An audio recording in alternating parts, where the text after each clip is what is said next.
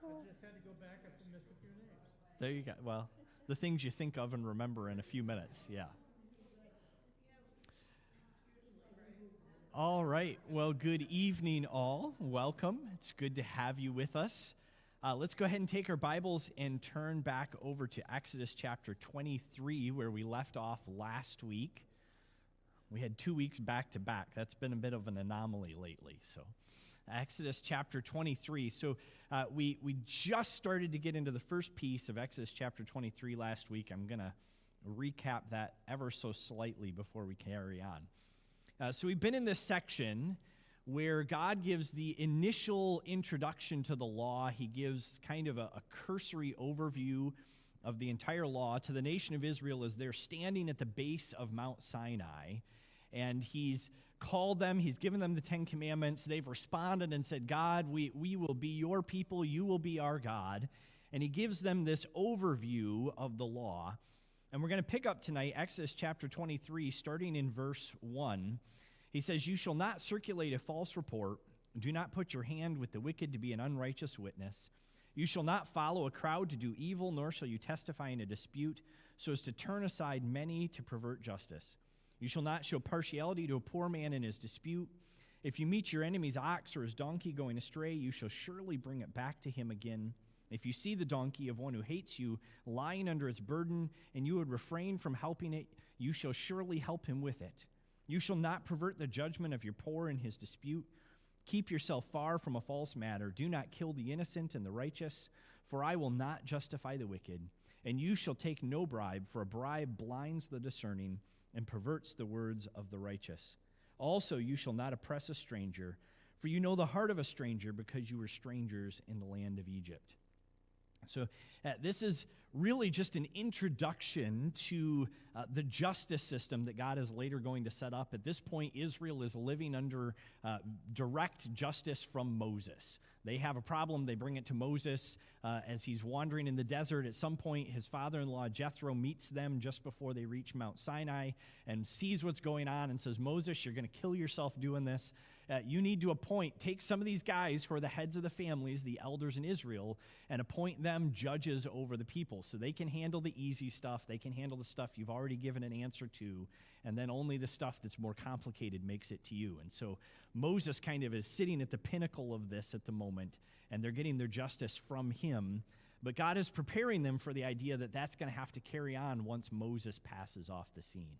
Larry? I was going to say that elder system will take over in the land of Israel because the need to have local law. Yeah.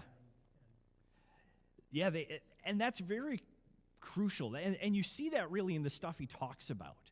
You know, it's how you treat your neighbor. It's what you do when the two of you dispute over a donkey. It's what this is not, for the most part, stuff that in our minds would make it to the Supreme Court.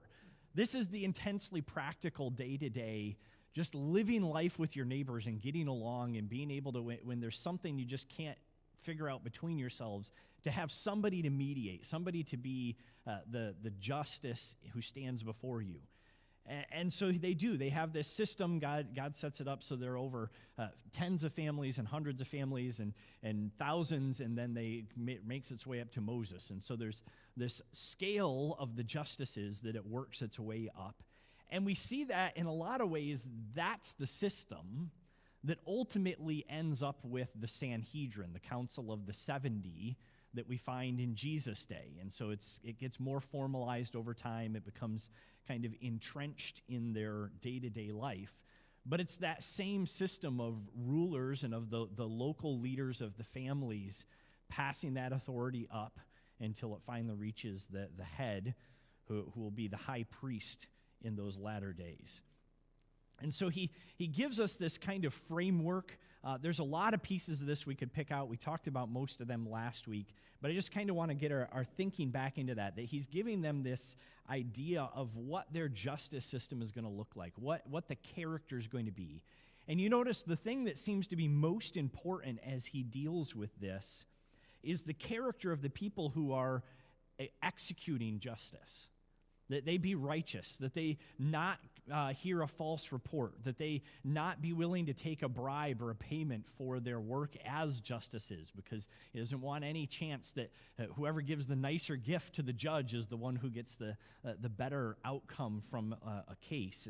And so there's a lot of concern here that Israel's justice system would reflect the character of God.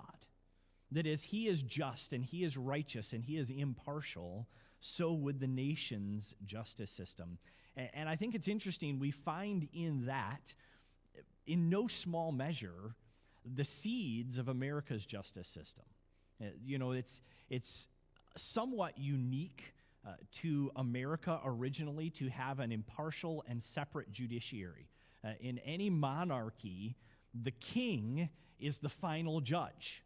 He may have judges under him, much like Moses does, but sooner or later, any matter reaches the king, and he's got the final say. He's both high and low justice in that he decides the court case, and he's also the one who orders and carries out the execution finally. That's his prerogative. Whereas God sets up this system where it's not a matter of who you know, it's not a matter of who you have a relationship with, it's a matter of what does the law say. And Israel was supposed to have this system of impartial judges who would only hear matters that didn't impact their personal family, they didn't have a conflict with, and would be fair for the nation. And so we see our founders really latched onto that, and they got that idea of blind justice. And that was somewhat unique to America at the time of our founding. And so that really stems from what we find here in the pages of Scripture. Jump down to verse 10. I want to keep moving tonight. We're going to try and get through the rest of this passage. We see here the law of the Sabbaths that God lays out for them, verses 10 through 13. He says, 6 years you shall sow your land and gather in its produce, but the 7th year you shall let it rest and lie fallow, that the poor of your people may eat, and what they leave the beasts of the field may eat.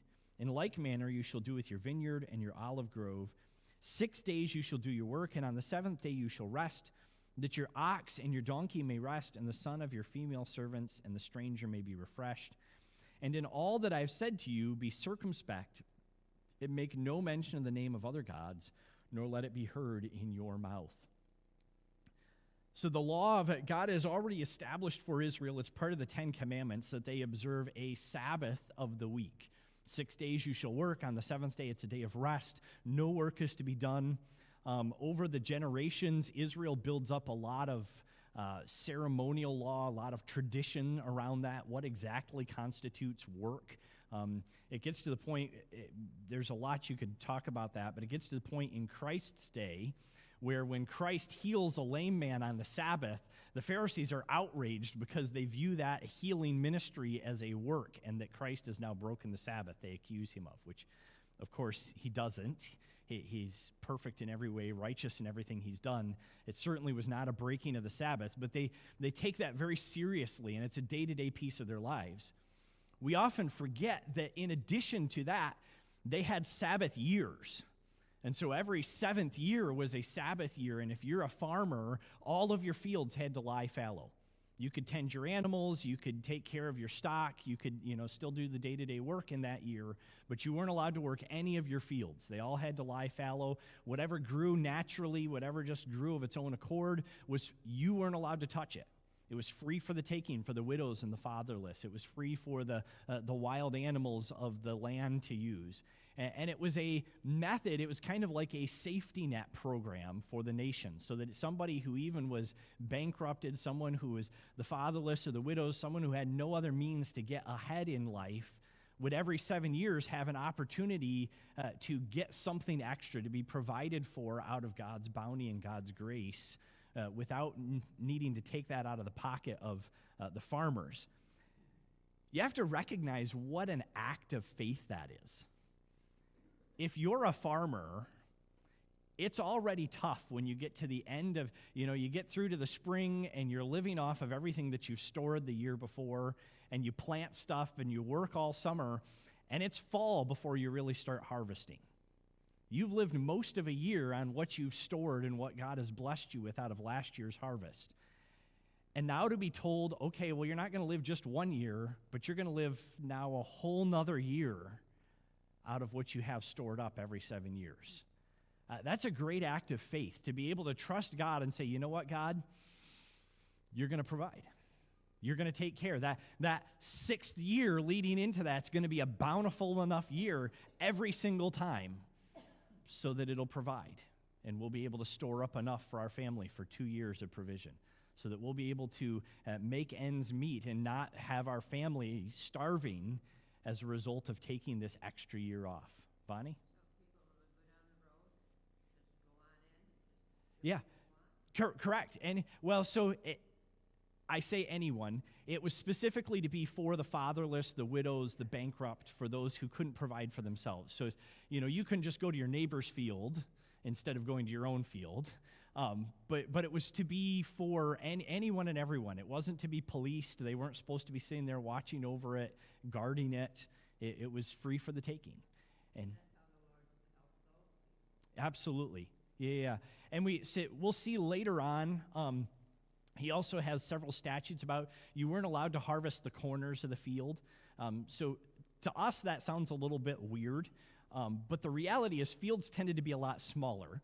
You had a lot more hedgerows and a lot more divisions. They kind of, you squeezed in a little bit of field wherever you could. And also, when you're hand working a field, you treat fields very differently than you do when you have a tractor. When you have to mow every bit of a field with a sickle, you take that a little more seriously. You're a little more careful about where you put things.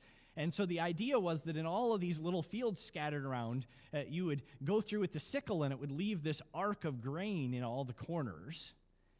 And the farmer wasn't allowed to touch that. That was to be left in every single one of those fields for the fathers and the widow, or fatherless and the widows, for the provision for those who didn't have anything else. And it was a social safety net program, effectively, so that God could provide for those people out of his abundant blessings. Right, and it's scattered all over the place, and those corners that you knew you weren't going to get still got planted and still provided.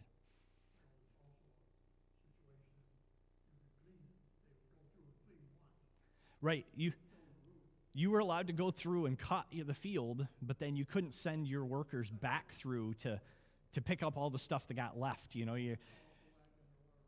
When you're working at scale, trying to keep up with the reapers and trying to keep, stuff falls off the wagon, stuff falls out of your arm, stuff whatever. You couldn't go back for that. That was all there for the taking of the fatherless and the widows. And so God has this program that he has set up. And I think one of the most interesting parts about this is the amount of uniqueness to this.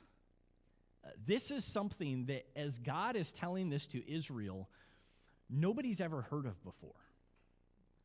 There's never been the idea that there would be a social safety net program. They didn't have some idea of what that would look like, and they weren't looking at some other country somewhere and saying, oh, well, maybe we should do it like they do it. Nobody did this. This was unique. This was God telling them, as a people, I'm going to bless you so much that you're going to be able to take 1 year in every 7 and just not bother farming. And you will still be the best provided for, the most blessed people anywhere around. And that's how I'm going to provide for those who are the unfortunates, those who don't have anything of their own, those who don't have a family that can provide for itself by the normal means. And so he would look out for them and give great care to them. Verse 13, he wraps that up as he looks at it. It's a year of rest. It's a year of taking off. And then verse 13, he pairs with that idea. He says, and in all that I have said to you, be circumspect and make no mention of the other gods, nor let it be heard from your mouth. Over and over and over again, he's going to pair this idea that you're doing something unique, and I don't want to hear you talking about the false pagan gods. Don't be looking at the nations around you and saying, oh, well, if only we worked like those who served Dagon and we could work that extra year. Think about how much richer I'd be. Think about if only I was willing to do this, if only I could do that. God says, no, don't look at them.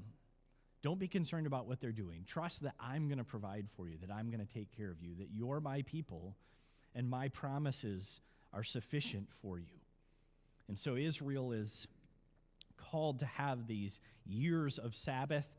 Later on in the law, we'll actually find out there was another thing. There was every seven years of Sabbath, there was what was called the year of Jubilee. So it would be 7 sevens would give you 49 years, and then on that last one, you'd actually have a second fallow year. So you'd have 2 whole years where you wouldn't work the crops in the fields any.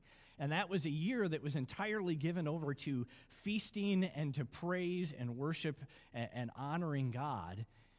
And the promise was that God would so bless that in that 50th year, when you haven't harvested for 2 years now, Israel would still be abundantly blessed and have more than enough to worship and to give sacrifices and honor to the Lord.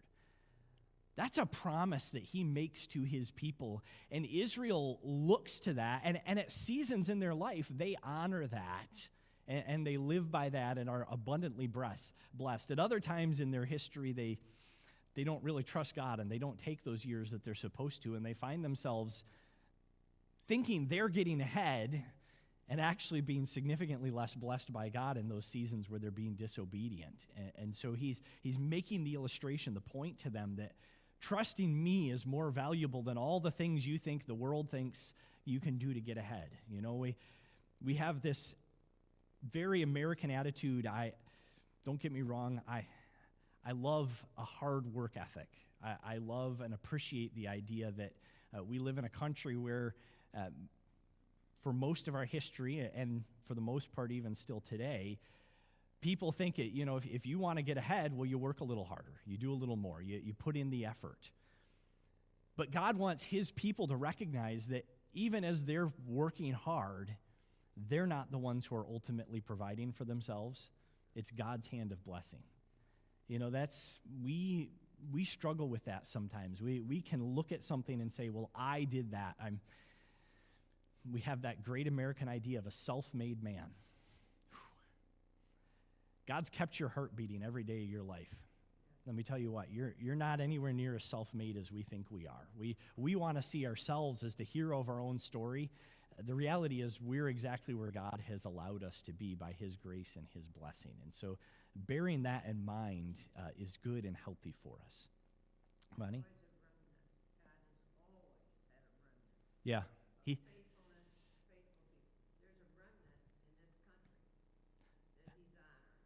He does. And even in the seasons when it seems very dark, there's always a group of his people who are faithful.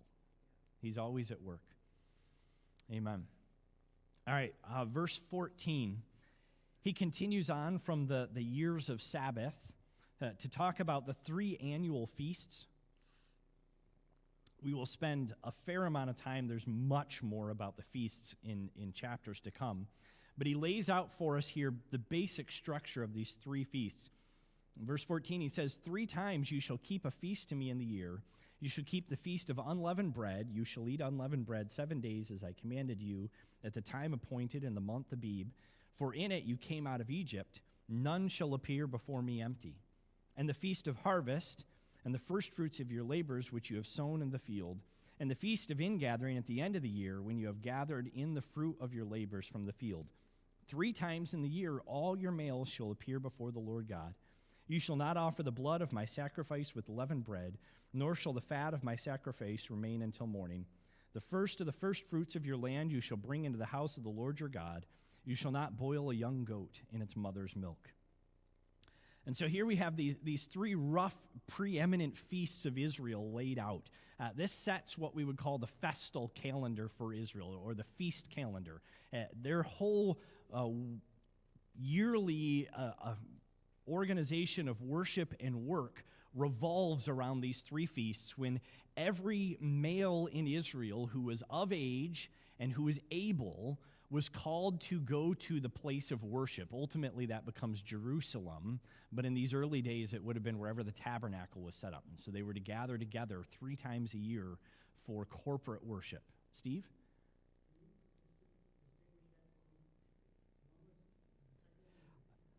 So I'll break it down for you in a second, because they go by multiple names depending on where you're reading and what time frame you're reading in. And so it gets a little confusing. So the first one, the Feast of Unleavened Bread, follows Passover. So Passover is in the first month of the year. It's the commemoration. It's effectively Israel's Independence Day, the day when Passover happened and God spares us and crushes Egypt finally. And Egypt, the Pharaoh agrees to release us. And then following that, as they leave Israel or leave Egypt, remember God had told them as part of their preparations for the Passover to put their bread in the kneading troughs, but not to put yeast in it. Now, for the first year, that's an intensely practical thing because as any of the ladies, I'm not a baker, but as any of the ladies who like to bake will tell you, if you put yeast in your bread and you put your bread to rise and then you sit there and jostle it for a while, what happens? It doesn't rise so well, right? So God is telling them, look, I'm going to rescue you tonight. So when you put your bread in the kneading troughs tonight, don't bother putting yeast in it. And so every year following the Passover, they have 7 days of this unleavened bread, this Feast of Unleavened Bread, as a reminder that they're rescued out of Egypt and then they flee. And so they take their bread with them and they don't have time, they don't have a way to let the bread rise. And so they have the unleavened bread as part of that. So that's the first feast, the Feast of Unleavened Bread that follows Passover. The second feast is sometimes called the Feast of First Fruits or sometimes called the Feast of Weeks. And it shows the people's thankfulness for the harvest that is beginning. So this is a feast that takes place when you look at the calendar. It's very early in the fall. As the first of the fruits start to ripen, that's when the feast is. The most fascinating piece about this is they gather together, and as they do this, they are called to go to Jerusalem, go to wherever the temple is, and in later years, after they're not wandering in the wilderness, it becomes also the Feast of Booths. So they go and they camp for a week in huts and booths to remember their wilderness wandering as they bring the first fruits, and they're to offer abundant sacrifices to God of the first fruits. So you've spent all winter and all year eating what's left over from last year's harvest, and you get all the way through the summer, and you're getting to the point where, the grain is just starting to look good, and the fruit's just starting to get edible, and what are you supposed to do with the first piece of it? Take it to God.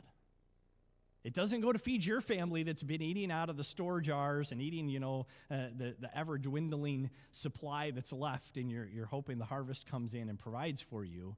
It goes to God. And so it's, an act of faith. It's a reminder to Israel that we're placing our trust in God to provide for us. And so as soon as the first fruits appear, those belong to God. We're going to worship Him. We're going to honor Him in those, trusting that He's going to provide for us. So that's the Feast of First Fruits, or sometimes called Weeks, or much later on, after they're not wandering anymore, it becomes called the Feast of Booths or Huts. And they go camp for a week together in and around Jerusalem as they remind themselves of the wilderness wandering and remind themselves of their trust in God. Vani?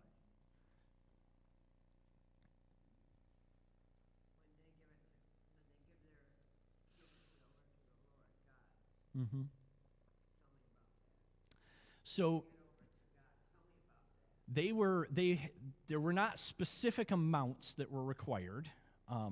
There were percentages of some things, but it was the percentage of the first harvest. So that would vary a lot. They would bring it. Most of it would get burned. Most of it would get burned on the altar. So out of that, the priests were allowed to take a piece. That's how the priests were provided for. So they were allowed to take a piece. Exactly what and how much varied based on the type of sacrifice it was. But that was how the priestly line was provided for. They were ministering in the temple all day, and they got to take a piece of the various sacrifices. But the vast majority of it got burned. And so it was destroyed. It was not... We have this understanding sometimes of how temple worship works. This actually comes up when you're reading in Corinthians. And so Paul deals with meat offered unto idols. And you say, well, why in the world are Christians eating meat offered unto idols? Well, because they'd butcher an animal, and they'd offer the pieces that the priests wanted to offer, and then you have most of an animal left over. And so they'd sell it in the marketplace cheap. That was the not so great cuts. It was the cheap meat in the market. And so a lot of believers were frugal and would look at that and say, an idol's nothing. Why do I care what they did with a couple of parts of that cow? That's still good meat, and they would eat it. And other believers would look at that and say, yeah, but part of that cow was used as part of that sacrifice, and so that offends my conscience, and so that's the division that comes up. That's not the way worship happens in Israel. In Israel, when God tells them to offer something, the priests take whatever part God has allotted to them. There's just a couple, where the offerer is allowed to eat a piece of it as part of the act of worship, and then everything else is burned. And so it's destroyed. It's given to God, and it's his, and he describes it over and over and over again as a sweet savor. I don't think that's necessarily a commentary on that he likes the way barbecue smells. I think that's a commentary on the heart attitude that's willing to say, here's a cow that would feed my family for a year. I'm going to give that to God and trust that he's going to provide for me. That's the sweet savor, I think. And so that's really where all of this is he's asking for these first fruits. It's that act of taking something that, we've been waiting all year, and now the first of the grapes, the first of the olives, the first of the whatever, we would love to enjoy that. That first corn on the cob of the season when you've waited all year for it somehow tastes better than a lot of the rest of it does. That's the piece you are to give to God and honor him and worship him in faithfulness. And so that's the second feast, the feast of the first fruits or weeks or booths. And then the last one that he mentions here, the Feast of Ingathering, later on, also sometimes called the Feast of Trumpets or the Day of Atonement. The Day of Atonement falls at this feast when Israel is gathered together. And so this one is at the end of the harvest. So as the close of the harvest season, as winter is setting in, the harvest is fully brought in, and it was again a return together to worship and to thank God for a successful harvest season, to honor him for his blessing and his provision. And so he sets up this idea that 3 times a year, every male of Israel who can is to be gathered together for these. And so we see this play out throughout the gospel, as you find a number of times when Christ goes to Jerusalem for various feasts. These are the feasts that he's going for. He's following the law. He's doing everything that he can to be right and righteous and obedient to the Mosaic law, and giving an example to Israel in his obedience. And so he travels up to Jerusalem at least 3 times a year for the year, or his entire life. We know about it for the years of his ministry, and observes these feasts along with all the other men from the nation who go there. I say men, the men are required to go. In a lot of cases, family would have gone together, but not always. So that would vary somewhat depending on the circumstances. There's a couple of interesting pieces to this. First off, this does a lot to build a sense of national unity. As a people, they gather together and worship together 3 times a year. They have this in common over and over and over again, year after year after year. All of Israel would be gathering together. All of Israel would be having the same experience. All of Israel would be worshiping in the same way. And you would have a sense of solidarity and brotherhood as you did this. You'd have the sense of, we're in this together as we do this. It builds a lot of cultural unity. One of the things that we struggle with as a nation in America today is how segmented we are. We are capable, you can live your entire life and you have your own little segment of society that you're in. You go to this store and you do these things and you see this piece of the family and in reality, you don't interact with very many people outside of that normal day-to-day routine. And so it's very easy to end up in almost an echo chamber where I hear and know and talk to people who think like I think and who do the same things I do, and I think this is normal. And then there's somebody else who might live 3 miles from you and has a wildly different experience. And that can build a lot of friction in society. We don't have those shared institutions anymore. We don't have the same ideas. Once upon a time, that was religion. That was everybody, even if you didn't go to the same church, everybody had a church that they participated in, or the vast majority of the country did. We had a lot more of those things in common. I'm a bad example of it, but once upon a time, baseball, the American pastime, whatever it is, you had these things that were cultural touchstones that everybody could relate to, and they kept a certain amount of unity among us, even if we disagreed about certain other things. The more we live in an online society, the more we live in these nice little bubbles where things get delivered to our house and we never have to go anywhere and interact with anybody, the more that breaks down and we get into these little slivers of society that don't touch each other. I understand why it happens, but it's not always a healthy thing for us as a nation. And so God is partly, I think, building into Israel this idea that they're going to have a common experience. They're going to have a common worship. They're going to have this shared reality of what it means to be the people of God year after year, over and over and over and over again. And not only that, I think this mandatory worship, this gathering together several times a year, encourages a trust in God's provision, as they would have to travel up to Jerusalem. You'd have to leave your homestead, leave your farm, leave your family business behind, and the men of the family, at least, maybe the whole family, would travel up 3 times a year, leaving it behind. That takes a level of trust in your community. It takes a level of trust that everybody's doing it, and there's not one guy staying behind picking through his neighbor's barns while nobody else is there. It takes a level of trust that God is going to provide, and that's not going to be the week when the Philistines come and raid your village. Well, there's nobody there to defend it.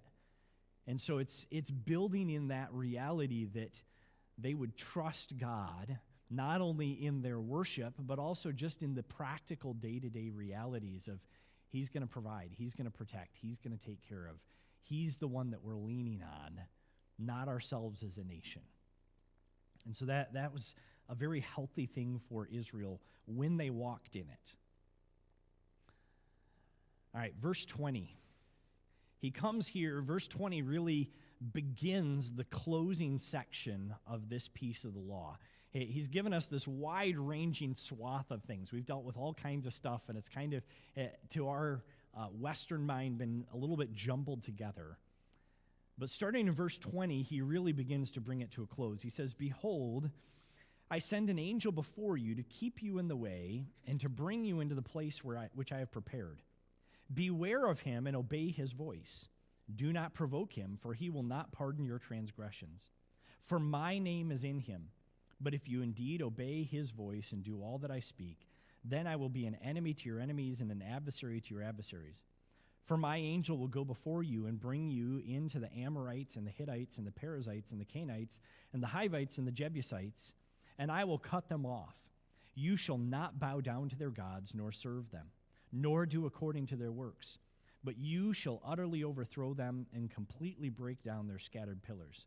So you shall serve the Lord your God, and he will bless your bread and your water, and I will take sickness away from the midst of you. No one shall suffer miscarriage or be barren in your land. I will fulfill the number of your days. I will send my fear before you. I will cause confusion among all the people to whom you come, and will make all your enemies turn their backs to you. And I will send hornets before you, which shall drive out the Hivite and the Canaanite and the Hittite before you. And I will drive them out from before you, I will not drive them out from before you in 1 year, lest the land become desolate and the beasts of the field become too numerous for you. Little by little I will drive them out from before you until you have increased and you inherit the land. And I will set your bounds from the Red Sea to the sea, and Philistia, and from the desert to the river.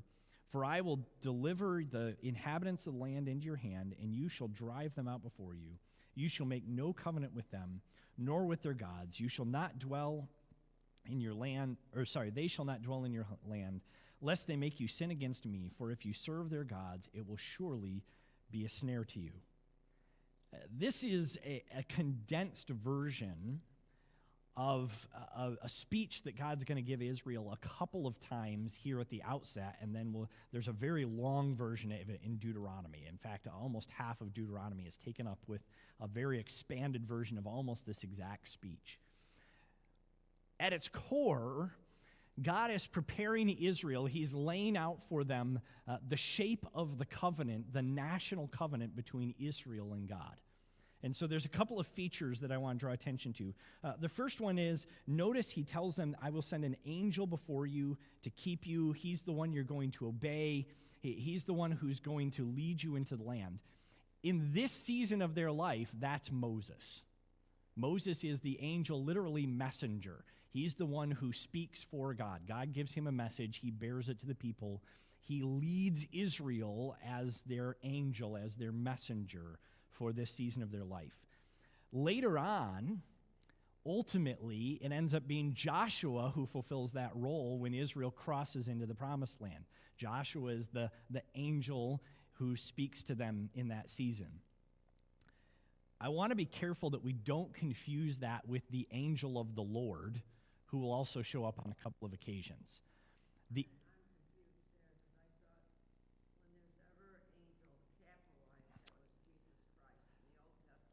Yeah, so anytime it's angel of the Lord, I believe that is, the technical term is a Christophany. It's a pre-incarnate vision of Christ. Christ reveals himself in a visible form, I would say not in a physical body. There's a few other passages in Scripture that make it clear that he first takes a physical body when he's born in the New Testament. But that's when it's the angel of the Lord. I want to be careful how I say this.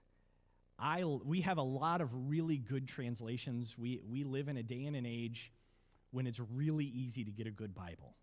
They're all over the place. There's lots of great ones. There's lots that have great notes and great things in them. There's a lot that have great features. You know, you get your thumb tabs and the words of Christ in red, and you get they come along and they help you. Bear in mind, none of that's in the original text. There are no red words in the Greek texts.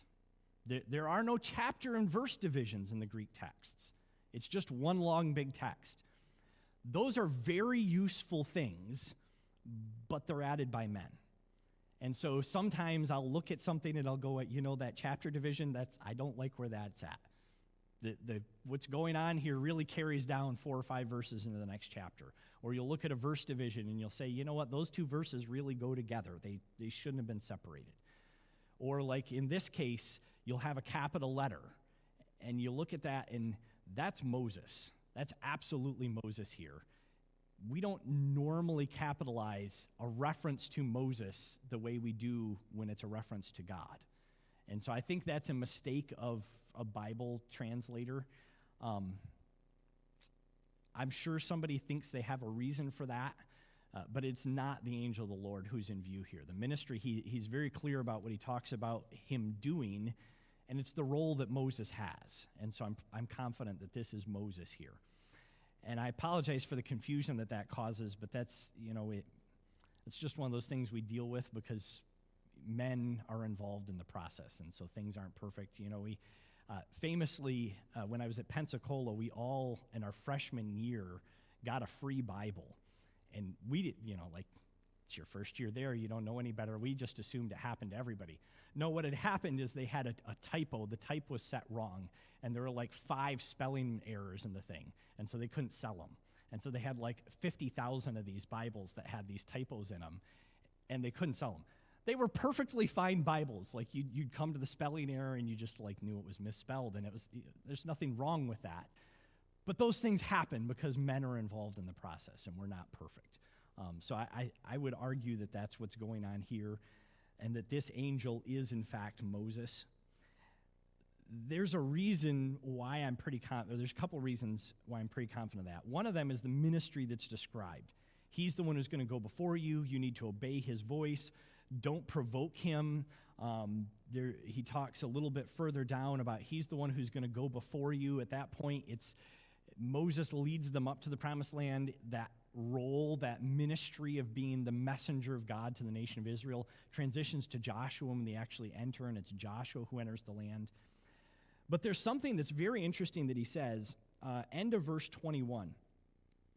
He's talking about, he says, beware of him and obey his voice. Do not provoke him, for he will not pardon your transgressions, for my name is in him. That's kind of a weird thing to say. Right? What's that mean? I would argue that what that's talking about is that he's my representative. So names, particularly in Israel's day, names were believed to have great weight and importance. Very often, names were changed later on in life. We see that all over throughout the pages of Scripture. Very often, God would give indication of what someone's name was going to be, and it would be kind of a preview of what their life and their character were going to be like. We see a number of cases where God does this. And so a name was viewed as carrying great importance. You know, the illustration I always like to give is if you go into your pantry and you have a bunch of canned goods, at one level, the names that are on them almost don't matter. You just all that really, I can tell these are peas and those are whatever, and if I can find what I'm looking for, it almost doesn't really matter what's on the label as long as I can find what I'm looking for, right? But there's another level at which we have an emotional response to those things. There's something that you really enjoy. There's your favorite kind of soup that's on the shelf, and then there's the cream of broccoli that's over there. That's the kind Bonnie really likes. And when you can almost smell it when you just pick the can up, right? There's some emotional we've attached more to the name than just a label for what's in the can. That's what God's talking about here. He says, I've put my name in him. To you, when you hear him speak, it's like hearing me speak. My character ebbs and flows out through him. You hear my voice when he speaks to you. That's the ministry that Moses has. That's not something God would say about Christ. God wouldn't have to put his name in Christ. Christ has that character himself. And so I think that's one of the reasons why I'm convinced that this is a reference to Moses and not to a Christophany of Christ revealing himself. Those will come up during the story, but I don't think this is a reference to that. So Christ here, or Moses here, is going to be a leader for the people. He's going to lead them in. They're to listen to him and obey him. When Moses speaks, they are to hear the very voice of God in Moses speaking. I riled one of my children a while back. We were having a disagreement about how they needed to listen. And I looked at him and I said, so do you understand, as a small child, when you hear your parents speak, you hear the very authority of God speaking to you? Like, you could just see it. The wheels are turning. Dad, I've listened to enough of preaching, and you don't speak for God. But seriously, God has given parents authority over their children and commands children to obey their parents as though it were God speaking to them. That is a command of God. The reason for that is because we have trouble learning to obey someone we can't see. Frankly, we have trouble learning to obey someone we can see. But it's an opportunity for a child, while they're under the protection of their parent, to begin to learn those skills, to learn that there's consequences to their actions, to learn that when mom and dad say X, they're serious about it, and to prepare them so that someday when they step out on their own and they're not under mom and dad's authority anymore, they're ready to have that relationship with God and take God's authority seriously in their life. And God is telling Israel that Moses is going to speak with that same kind of authority into their lives as a nation. When Moses speaks, you hear my voice. Beware of turning against him. He will not pardon your transgressions. His job is to be the judge, to be the one who carries out my will and my authority. I always liken it to a police officer. If a police officer is doing his job right, he does not have authority to give you grace on the side of the road. That's not what we want to hear in those moments when we have an incident and we deal with a police officer on the side of the road. But by rights, he does not have authority to excuse or pardon anything that you've done. If you've broken the law, his job is to give you a ticket. Now, that then goes to a judge, and that judge has authority to show grace as he wills. But the cop doesn't. That's not a part of his purview. And that's kind of what's going on here. God is saying, Moses speaks on my behalf. Moses isn't the one with the authority. He doesn't have a right to pardon you. That's my right. Moses speaks on my behalf, and he will carry out whatever I command him. And so be cautious. Give him the reverence. Give him the care that you would give as though I were speaking. Carry on down, verse 25. He talks about you're going to go into the land, you're going to serve the Lord your God, and as you do, he will bless your bread and your water, and I will take sickness away from the midst of you, and no one shall suffer miscarriage or be barren in your land, and I will fulfill the number of your days. This gets greatly expanded in a couple of passages much later on in the law. But this idea that inasmuch as Israel was walking with God, they would be blessed as no other nation was blessed. God would provide them for them as no other nation had ever been provided for. They would take one in every 7 years off and then another one in the 50th year. They would give abundantly to God's temple. They would give so that the sacrifices and the offerings were always there, and just pour out as much as 30 or 40% of everything that they produced in the course of a year would be sacrificed to the Lord. And yet they would be a people who was richer and more blessed and better taken care of than all the other nations around them that didn't do that. They would be a people whom God says, I'll take sickness away from your midst. There won't be disease. There won't be all of the sufferings. There won't be all of the illnesses that ravage the ancient world as their lack of hygiene and sanitation and all those things have consequences in day-to-day life. I'll keep all of that at bay. None of that will impact you. There won't be any miscarriages in the land. There won't be any difficulties. You'll be fruitful and multiply and fill the land, and I will fulfill the number of your days. They would be a people of extraordinary long life and good health as they serve the Lord their God. Boy, that's a blessing. That's an incredible promise that God gives the nation. Verse 27 is they're getting ready to go into the land. He says, I will put my fear before you. I will cause confusion among the people to whom you come, and I will make your enemies turn your backs to you. I will send hornets before you, which shall drive out the Hivite and the Canaanite and the Hittite before you. As Israel is getting ready to enter the land, even now at the outset, God is promising them, I'll take care of emptying the land out. You obey me. You go where I tell you to go. You be the people I've called you to be. I'll deal with emptying the land out. There's a grave irony to that as Israel, about a year from now, comes to the border of Canaan for the first time and sends spies in. And the spies come back, and all of them except Joshua and Caleb return to Israel, and they say, it's a great land. You wouldn't believe it's flowing with milk and honey. It's abundant. It's blessed beyond everything. Israel was a much greener country at that point, but also almost anything looks great after the desert for a year. It's a great land, but there's giants in the land. And in that amount of time, Israel already forgets God's promise that he's the one who's going to deal with that. They've been through so much. They've seen God's power already.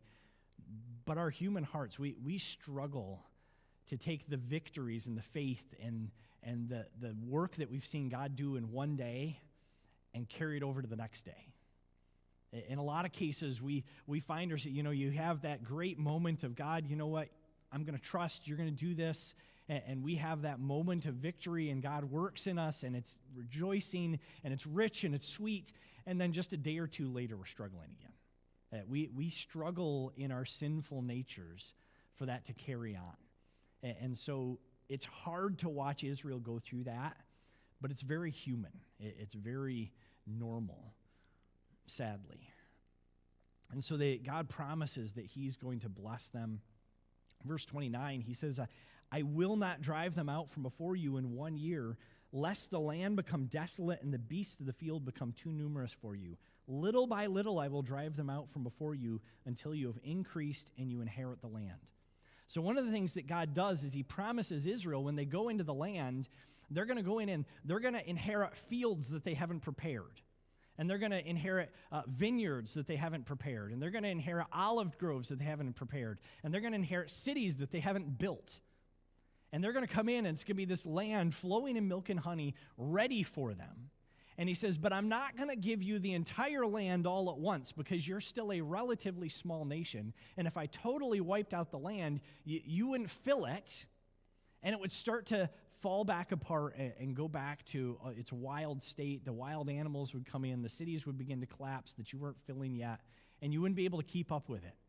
So I'm going to give you enough to be plenty for you now, and then as you continue to grow little by little over several generations, I will clean out the land in its entirety.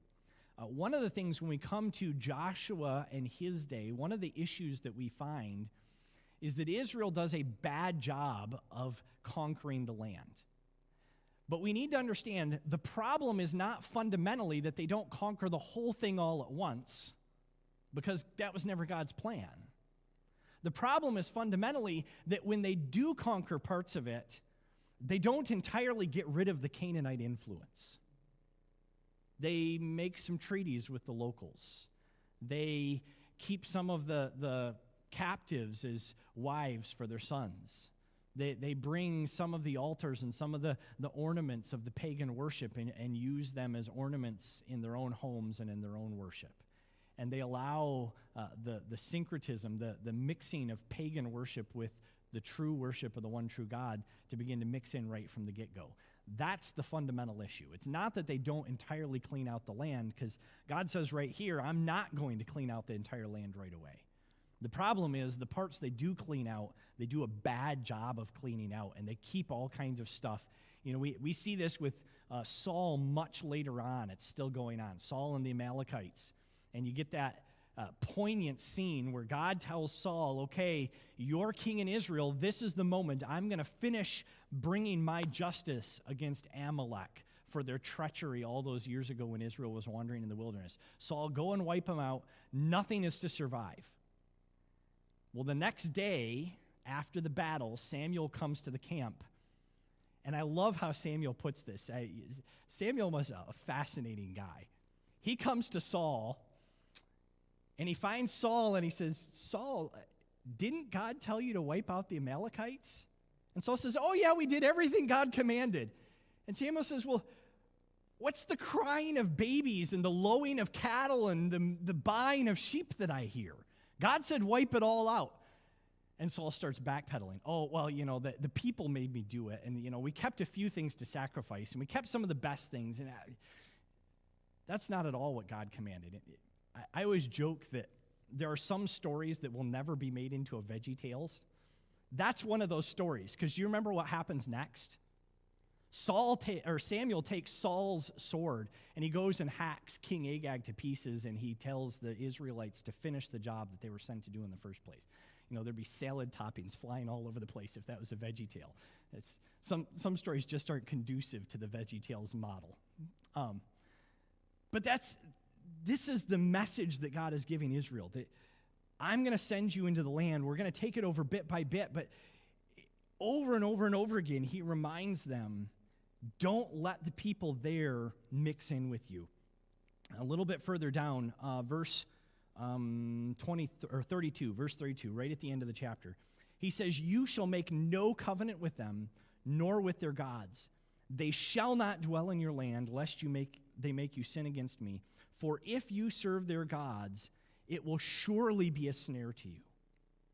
Israel is plagued for hundreds of years of their history with this problem of looking at the nations around them and copying the attitudes and the culture of the nations around them. And so one of the things that was very common at the time among the pagans was this idea that gods belonged to certain places. God, this is the god of this river, that's the god of that valley, this is the god of these cows over here. And so they had all these different gods. And so when you conquered some place, if you wanted to be blessed in that place and you were a pagan, you would say, okay, well, these gods that we just conquered are now our gods too. And so you just kind of kept adding to your pile of gods that you worshiped. And over and over and over again, God tells Israel, when you conquer Canaan, don't do that. Don't be like the Canaanites and just add their gods to your God. It'll be a snare to you. It'll drag you away from me. You won't worship the one true God if you keep adding false gods into the mix. And over and over and over and over again, Israel struggles with this. They find themselves adding in pagan gods, Baal and Ashtaroth and all these other things, and they just keep tacking more and more and more of them on, and so that they end up with this whole menagerie of false gods that they're worshiping alongside the one true God. And it brings them endless grief. It brings all kinds of problems into the land. And so God warns about it. He gives them every caution against it. But Israel really struggles with this. In fact, they will continue to struggle with it until sometime around Isaiah's time, when they're carried off into captivity and they go into the 70 years captivity in Babylon. After that, when Israel comes back, they never have a problem with outward idols again.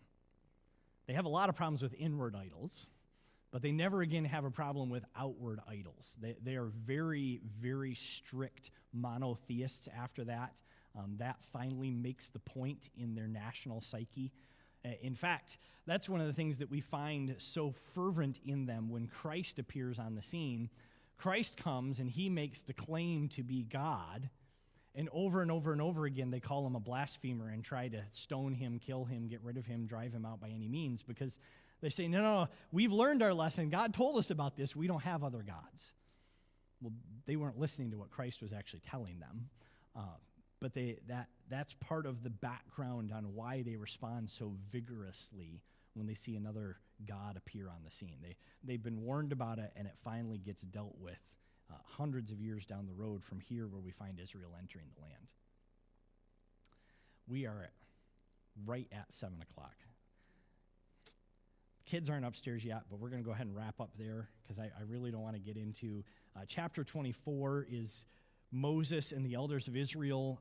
They seal the covenant with God, and then they go up onto the mountain and they meet with God and receive his instructions and his words from him. There's really not a great place to stop in the middle of all that, so we're just not even going to try and get 5 more minutes in here. All right, let's wrap up with a word of prayer. Our Heavenly Father, we thank you so much for your word. We thank you for the way you reveal yourself, just for your grand character that we can observe. What a joy it is to see how you are dealing with the issues of life and just the day-to-day practical matters for Israel. There's so much here that, well, we are not Israel. We are not a member of the national covenant that you here establish with Israel. And yet we learn so much in seeing how you interact with them and seeing what it is for you to deal with them and love them and show them grace and train them to follow and obey you. We just thank you for that. Pray that you'd help us to learn from it, to see your character, and to worship and love you more fully as a result. We thank you and praise you now in Christ's precious name. Amen.